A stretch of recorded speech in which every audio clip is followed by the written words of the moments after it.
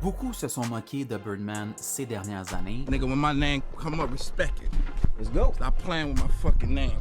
I'll drill y'all. mais c'est probablement le plus grand génie financier du rap. On le voit souvent se frotter les mains dans ses clips, mais ce que vous ne savez pas, c'est ce qu'il a réellement dans ses contrats. En 1998, Cash Money n'est qu'un simple petit label local de la Nouvelle-Orléans.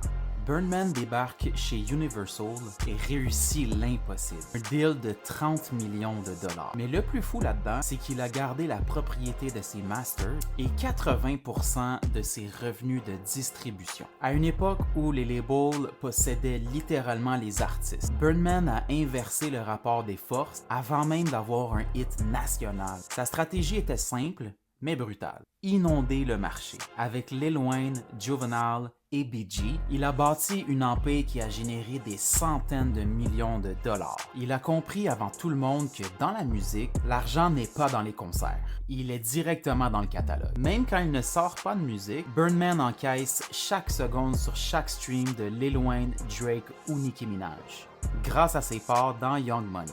On parle d'une fortune estimée à plus de 150 millions de dollars, bâtie sur une discipline de fer et une négociation impitoyable.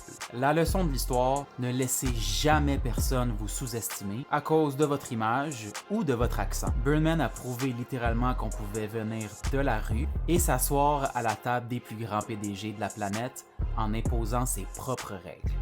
Alors, est-ce que Birdman est un visionnaire ou juste un homme d'affaires sans pitié qui a profité de ses artistes? J'attends vos avis tranchés en commentaire et c'était Le Juice. Je vous laisse gérer ça.